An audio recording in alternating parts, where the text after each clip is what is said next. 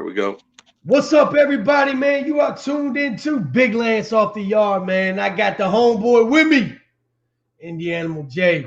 And this is our first interview, so this is monumental. And me and him been talking a little bit back and forth, man. He's got his own YouTube channel.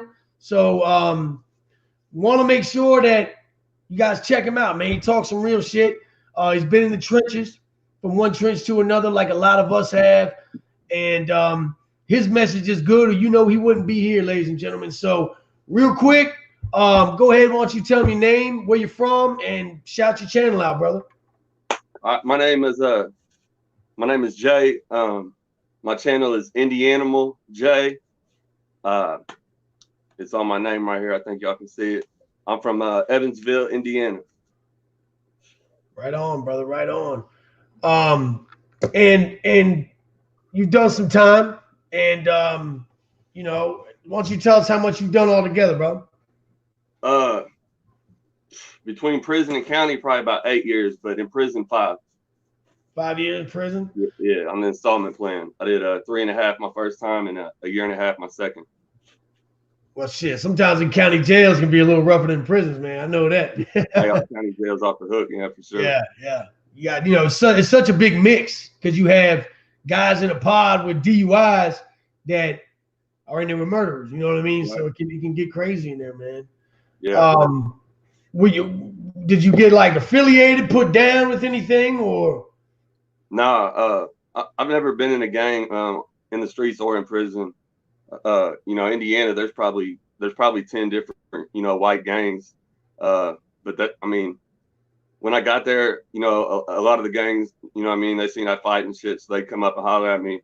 But at the same time, I'm seeing all the probates losing every bit of good time that they had. So, I just stood on my own 10 toes. Now, was that different for you? Like being like, a neutral or a neutron, as people call it, trying to do your time by yourself? No, there's a lot of white dudes that don't join gangs in Indiana. It's not really a big thing. There's so many gangs, and I hung out with people really from, I think, every gang there was. You know what I mean? There's cool people that you can get along with, and there's people you're not gonna like in each gang. So I was cool with it. Like, I slept right next to the president of the Aryans. You know what I mean? He was a good friend of mine. Real cool dude. And there's GDs I grew up with, in there that I kick it with. It's not so much segregated. I mainly stayed with the white boys or whatever, but if there's a black dude, I grew up in foster homes and shit. So there's black dudes that I grew up with that were like my brothers. So of course I'm not gonna turn my back like, oh fuck you, I don't know you no more. You know what I mean? Sure, yeah. Now, and I try to explain this to people, and I'm sure it's the same way out there. When we say we hung out with our own, that doesn't necessarily mean that we are racist. What it means is, I look at it like this. For one, you're more comfortable with people who got more in common with you and right. who look like you. You know what I mean? That doesn't mean that you're a racist. I've had dudes that of other races that have been real close friends of mine. Right. The problem is that it's everybody is collaborating. Everybody is put into sections because it's necessary. You know what I mean? It keeps the peace. It keeps people from being misconstrued. You know what I mean? And you said something real on there that you had a lot of GDs and stuff. Now out here in Virginia, there's a lot of white GDs. How about out there in Indiana? Yeah. There's definitely a lot of white GDs in both prisons I was at. The first prison I was at was probably 85% white. It's out in the middle of the country in southern Indiana, and they try to keep you close to home if possible. I'm pretty sure it's like that most everywhere. So it was probably like 85% white. But the second time I went to prison, it was up by Indianapolis, and it was probably 85% black. Now, how is that different? The environment? Honestly, it was super laid back. You know how it is, man. There's a lot of white dudes that, if it's just you and them, they'll be quick to say the N word and rah rah rah. But if they get around a black dude, they're their best friend. You know what I'm saying? Yeah. And Yeah. there was a Absolutely. lot of that. There was a lot of that going on at Branchville, the first prison I went to, and it was laid back, man. Everybody there had a fucking ounce of tobacco. I don't know if I can cuss. My bad. No, you fine, good. All right. Prison channel, Everybody man. had an ounce of tobacco.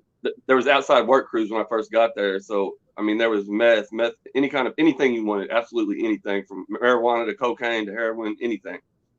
Uh, there was an escape that happened. They hit one of the maintenance workers in the head with the hammer, knocked him out. He had to get airlifted. Get airlifted.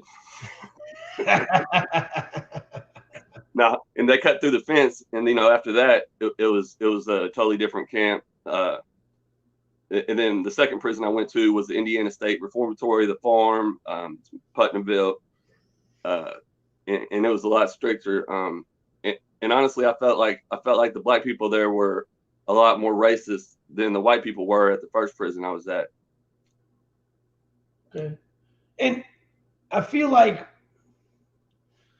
sometimes when a group of people get together, it's like people expect them to act a certain way, so that's what they do. And I find it troubling because I feel like when you do that, you play right into the system. Right. They've already caged you up like an animal. They feed you like an animal, and they want you to act like animals. So what they do is they make the conditions so hard that it's like you have to let it out some way. And Yeah, that's when everybody's you up get on edge looking for a release. Yeah. yeah, and that's beating the doors, fighting and shit like that. So, and let me ask you this: when you did go to the second place that was, predominantly black, was the gang culture different than when it was mainly white? Uh, there was a lot more white gangs at the second prison. Like the first prison I went to, there was the Aryans, the Saxon Knights, and a group called the Gaylords. I don't know who came up with their name. That's that should be a violation. Yeah.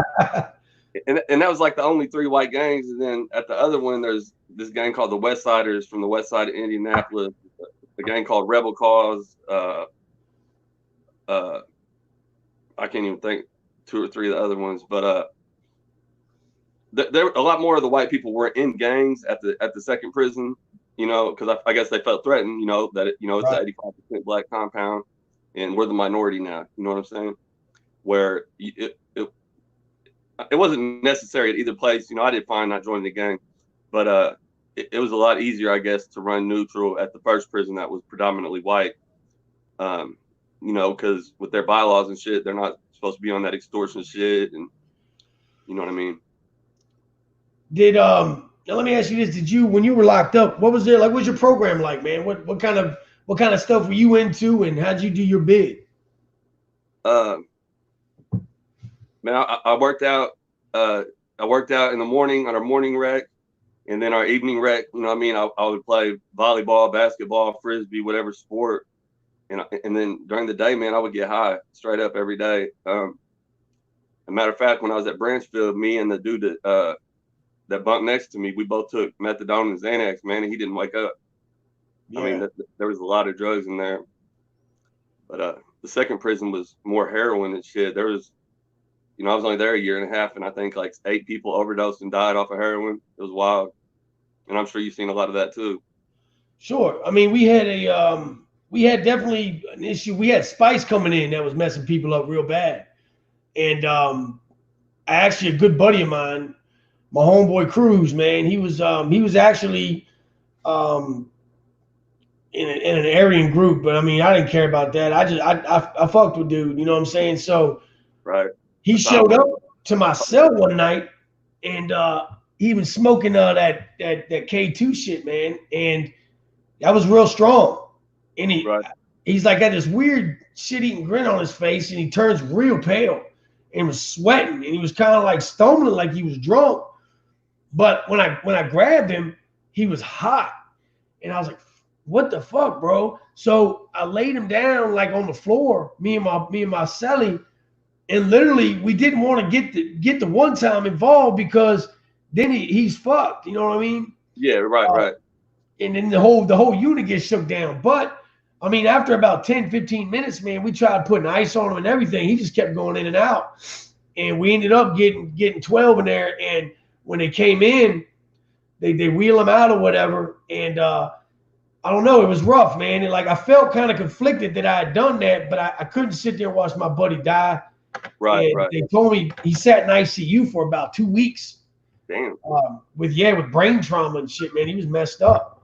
But you said that you saw a lot of ODs, man. How does that affect your mentality as you're going through your sentence, seeing people OD and die around you?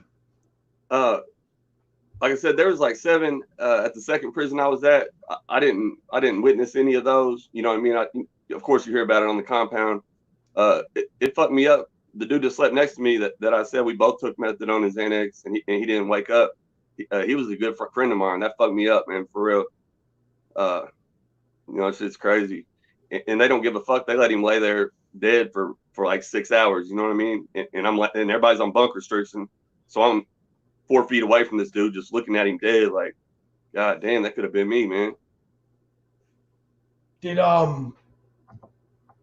Did you see like how's the level system work out there in Indiana, bro? Like, is it like 1 through 6, 1 through 5? I think it's 1 through 5. They changed it. I think it went from like there's like a minimum, which is your work camps level 1, and then like the first prison I was at was a low medium, and after that escape, they made it where anybody with over 8 years to serve couldn't be there. The other one I went to, the farm, it was a max, the medium max or whatever, a high medium, and then they got the max, and then they got death row. Or I'm sorry, they got the max, yeah, death row. So they have that. They have that on like a. Is there like the way our death row is? It's at Sussex, and it's a level 5 institution, but like you have your main yard, and then there's just a death row building on that yard. Is that kind of how it works there? Yeah, it's called Michigan City, and the level. And I got out the last time I got out of prison. It was in 2013. So anybody from Indiana watching, I might be wrong. They could have changed it, but I know the death row is still at Michigan City. But they also have they got a yard, and it's a maximum prison. Do y'all got weights out there? When I first got to Branchville, we had free weights, and we was out there working out one day. We was doing curls, and this big old black dude was doing biceps, and the dude came out with a 35-pound plate, and wow, smashed him in his face with it. So, it was no more free weights after that. We had machine weights. That's what I was talking about this morning, man. It's like one person will mess it up for everybody. Yeah, and actually, when I first got to prison, they sold creatine, whey protein, and amino acids on through the Plus program, which is like kind of like a drug dorm, a drug rehab dorm. That's crazy. So, I mean, everybody was huge, and there was a dude that was just eating creatine, not drinking water, and his heart exploded on the weight pile. So that that fucked that up for everybody. But I weighed 280. I weighed 283 when I got out of prison. I had a lot of protein and shit. So, I mean, I got fucking huge. Yeah, I mean, I weigh like 250 now, but I was cock diesel when I got out. They were doing when I was at Augusta, man. They had a camp right there, like a road camp beside us that kind of farmed the land beside the prison, and they were getting these animal steroids, like these fucking cow steroids or something like that, and dudes were taking that shit, and they swore to God they were getting big, man. I was like, yeah, motherfuckers out there moving on the weight pile and shit. That's nuts, man. Did you what about like how was the guards out there, man? That did the females fraternize at all, or? Oh yeah, it goes down, especially at Branchville. Like I said, it's out in the middle of nowhere, man. It's surrounded by national forests, and it's some big old ugly corn-fed bitches. You know what I mean? That they ain't get no dick on the street. So I remember I used to always, flirt with this big bitch out there, just, just because this is a bitch to flirt with. Yeah. I'd be in the shower, butt naked, washing up. This bitch be like, yeah, stand there talking to me. Yeah. And crazy. It's so weird because when I was in the hole, man, they had uh, they would come in and like the shower was at the beginning of the tier. So like you walk in, the shower's right here. So the females, there was a big window right here. They would stand there and watch you, and they got you handcuffed in the unit I was in. So you got to wash and stuff like that. So your shit's just flopping around right there in this little tray slot, and the bitch is just staring at the tray slot. Like, come on, man. There's nothing else that you could be looking at. And, yeah, trying to holler at him like the water's cold. That's why it looks like this. Yeah, oh yeah. It's cold in here. That's why my shit looks like a button on a fur coat. You know? Yeah, it was crazy too. I went to Seg at both prisons. In the first one, you sleep during the day, but you worked at night. They had a pallet shop, and your job was pulling nails out of fucked up pallets. So that, that was cool for being in the hole. Getting out to work instead of looking at them same walls. But then the hole at the farm, it was nuts, man. It was underground, and there was either 2 or 3 levels. Like it was like a 6x6 cell or something crazy. There's fucking rats in there, no human contact. You know how it is. They put you on a leash and walk you to the shower. And a lieutenant, I tattooed. A lieutenant found my tattoo gun, and I was like, "Motherfucker!" He's like, "You call me Lieutenant such and such." I was like, "Man, shut up, motherfucker." That motherfucker put me in handcuffs, took me outside the dorm, and beat the shit out of my ribs. And they kept me in AdSeg for like 181 days or something crazy. They will definitely beat the shit out of you, man. And people don't think about that. And I've watched the youngins come in here, and I always try to tell them. I always try to tell the young guys come in and start cussing them COs. I'm like, listen, I'm not saying that I'm cool with police, but your best option is to not get a target on your back, because who do you think is going to be the first to get shook down? Who do you think is going to be the first to catch that fucking 229 when you ain't supposed to be where you're supposed to be?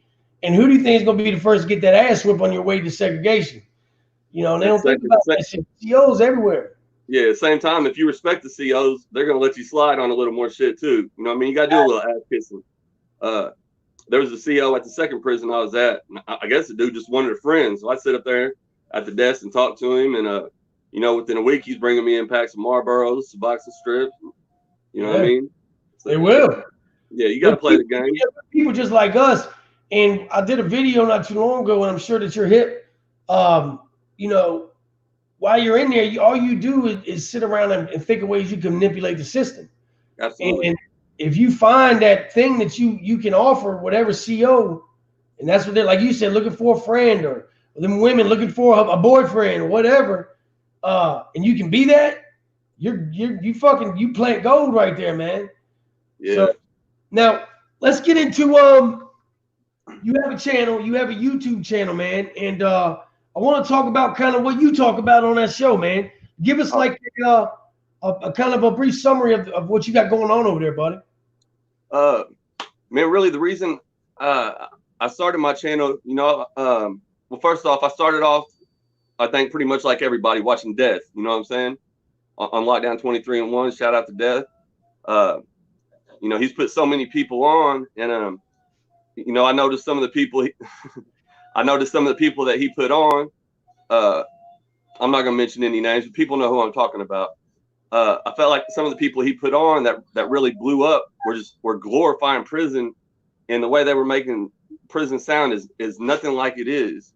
If you're a white dude and you go in there saying the N-word to these black gang members, it may slide in Florida. I can't speak on Florida. I've never been there. The people I've talked to in other states, and I know for 100% fact where I'm at, you say that word, some of the youngsters might be cool with it, but one of them old heads is going to get in that ass. They don't play that shit at all. You know what I'm saying? And of course, everybody on there fucking ran the yard and moving 100 bricks and fucking had all the dope and got stabbed 18 times. And that shit, it ain't like that. You know what I'm saying? And I want these kids to know that okay, that prison shit, I thought it was cool the first time I went. I was young, you know what I mean? But yeah, I'm going to get some more street cred or whatever. Man, all that shit did was fuck my whole life up. Your credit's going to be fucked because you can't pay your bills from prison. You're not going to get a job in the office in the air conditioning. If you get a decent job, you're going to be sweating your ass off, working 12-hour shifts, 6 days a week. It's not where it's at. It's not where it's at. And I'm not saying you got to be a goody two shoe, let people get over on you. You know what I mean? You always got to have your respect, whether you're in prison or the streets. But just the way that they portray prison, it's not how it is. You can't just go in there and get in one fight and, you know what I mean? You're in the gang and all that shit's cool. There's a lot of white GDs, and that's a predominantly black gang, and they do respect those dudes.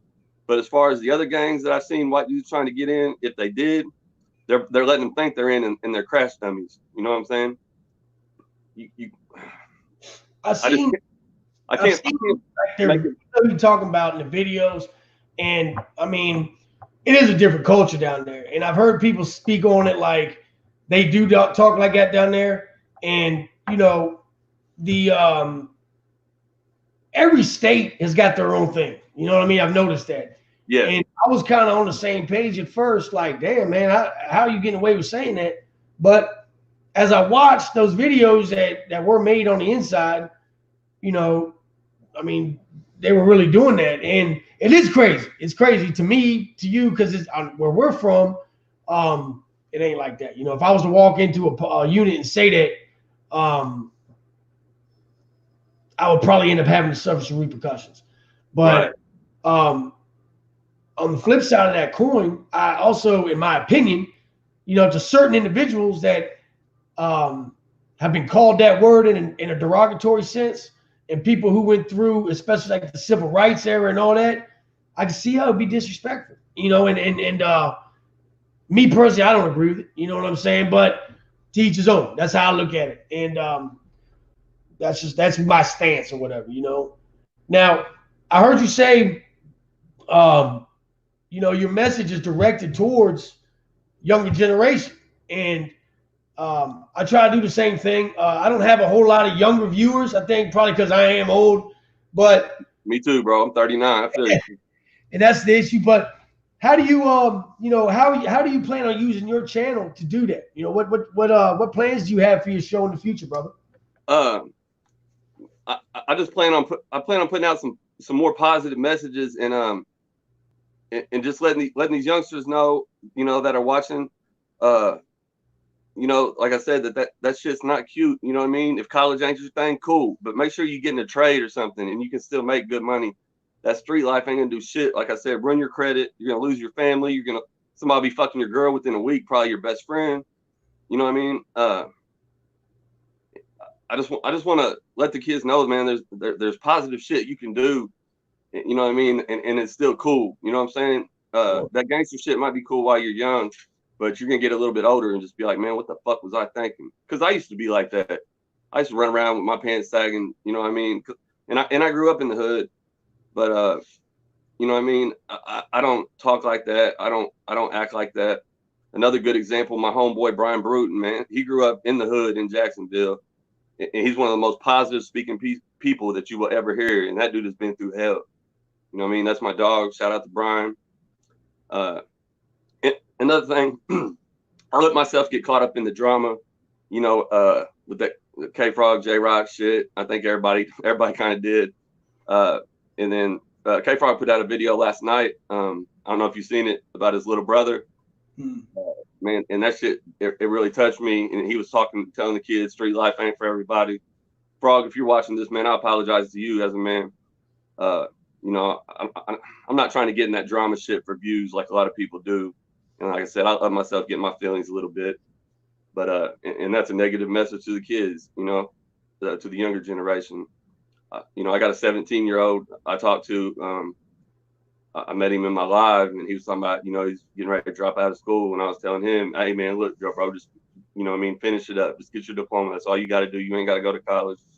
You know what I mean? Just trying to speak positive, man. If I can help one kid, then I feel like I succeeded. You know, I'm not trying to get rich off YouTube. If I get some money, you know, I'm not going to turn it down. But that's the way I feel like, and I say it all the time here, is, and like when me and you talk, the biggest, when I tell people when they start a channel, and because I've been on the roller coaster myself. I fed into trolls. I fed into drama at certain points. I haven't been perfect. But if you're genuine and you know, we talk about on here purpose, drive, and discipline, and your purpose is for real and it's from the heart, you'll be successful. And when I say successful, I'm not saying that you'll be able to quit your job, buy a fucking Range Rover, and live off of doing YouTube videos. Success comes in so many different forms, bro. And the reason that I wanted you to do this interview was because, you know, I can see you're genuine. You really do want to help somebody. And if you, like you said, if you can help one individual, and I get messages all the time, and it's legit crazy to me that something that I talk about or something I went through affected this individual that much to where it changed their direction. But when I get those messages and people are like, look, I love being a part of the movement. I love just watching the videos, and you changed my outlook on this and this. That's rewarding in itself. And you can't put a dollar sign on that. You can't monetize that. It's just the creation of evolution, and I love it. And I'm like glad to see like-minded individuals like yourself, brother. And another thing on my channel I do, man, I got ways. I put out ways that you can, you know, make legal money hustling, and you're gonna make more money than you make drug dealing. When you're out there selling dope, robbing and shit, that money's easy come, easy go. You're buying shit to show off to your friends and shit. But you know, guess what? When you get caught, those same friends are gonna be fucking your girl. They're not gonna be writing you. You know what I mean? Out of sight, out of mind. So you know, I got a video about a bunch of different ways. You know, it ain't got to be legal, but you know, you can get on Facebook and start a page and make it Lance's Landscaping, say, and just have every, you know, if you got a bunch of Facebook friends, have them all share it, and people are going to hit you up. I've done it 1,000,000 times and make crazy money. I talk about, you know, buying and reselling on eBay. I've made a lot of money doing that as well.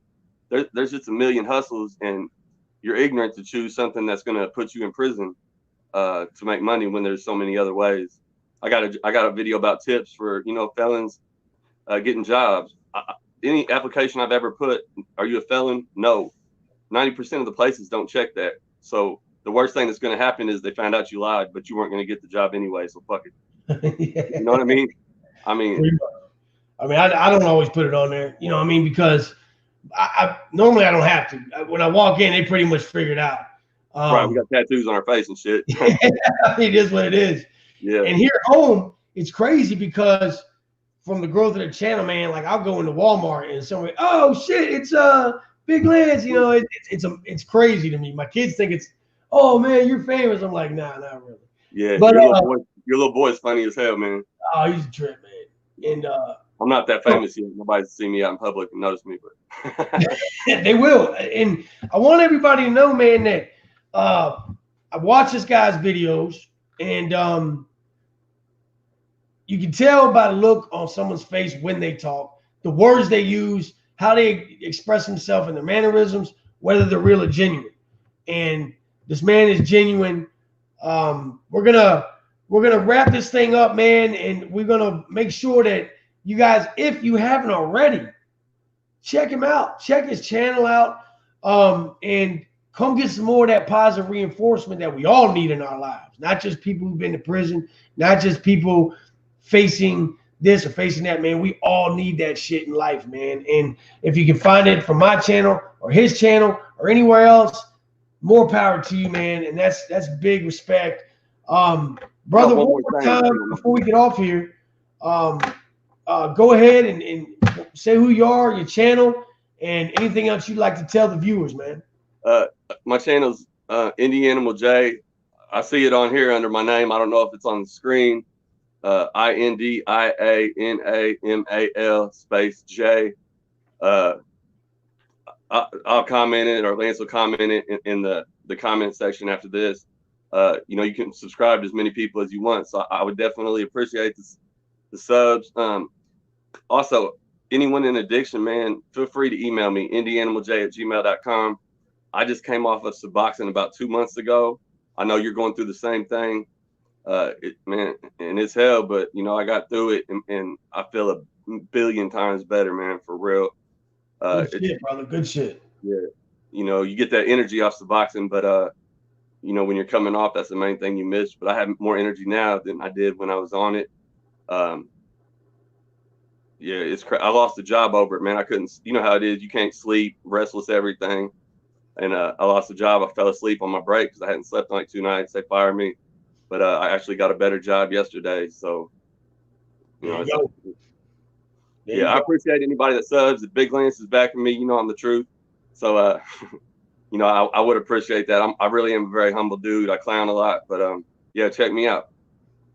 Absolutely, man. You guys make sure you check him out, subscribe, and support his movement because it's all the same thing, man. I want to thank you, brother, for taking the time out of your day. And I want to thank everybody in the BLC for joining us for this. And anyone who's going to see it later, you know what I'm saying? I know people got to work today. The only reason I'm off is because it's raining. But, you know, anybody I bring on here, man, I got respect for. So make sure that you tune in, and that's about it, guys. This is our first interview. You know what I mean? So that's monumental. You guys. History in the making. History in the making, man.